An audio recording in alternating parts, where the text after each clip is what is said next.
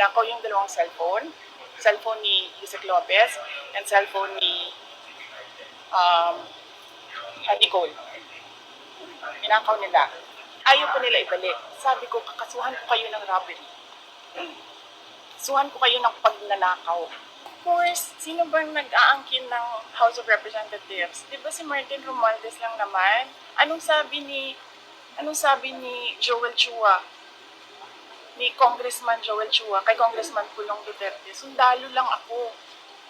Anong sabi ni Congressman Pulong Duterte sa kanya? Sundalo lang din ako.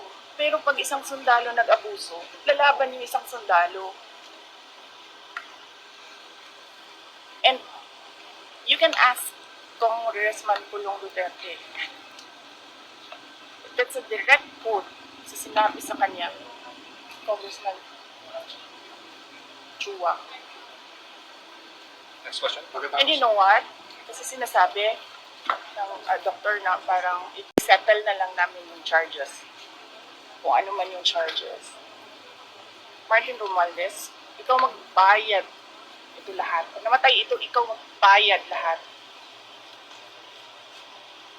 Kung ano ang gusto ng nanay ni Zuleika Lopez, ikaw magbayad lahat.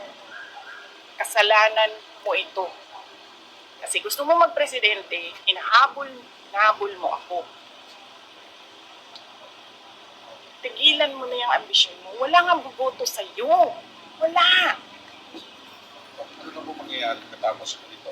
Anong plano nyo at anong hakbang ang gagawin nyo katapos mo? Nandun yung dalawang lawyers. So, ano na ako, sabi ko, can I just think as a friend right now? Ayoko na mag-isip as a lawyer. So, sinabihan ko silang dalawa doon, kayo na mag-isip as a lawyer. So, initially, ang narinig ko, there's a case of robbery. Ninakaw yung dalawang cellphone ni Yusek Lopez and cellphone ni Nicole. Ninakaw nila. Ayaw pa nila ibalik. Sabi ko, kakasuhan ko kayo ng robbery. Suhan ko kayo ng pagnanakaw. Doon pa nila binalik.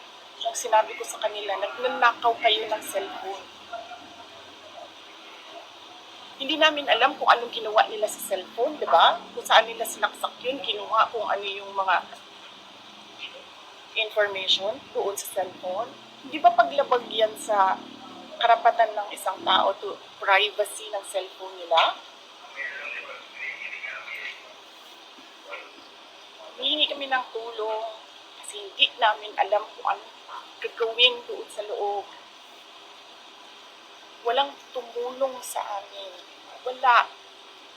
Alam nyo, kung ako lang yun mag-isa doon, kung wala akong mga security, wala akong mga escort, hindi namin alam kung gagawin namin. Buti na lang may mga lalaki. Kasi sila yung nagbuhat, sila yung nag-arrange, paano makalabas.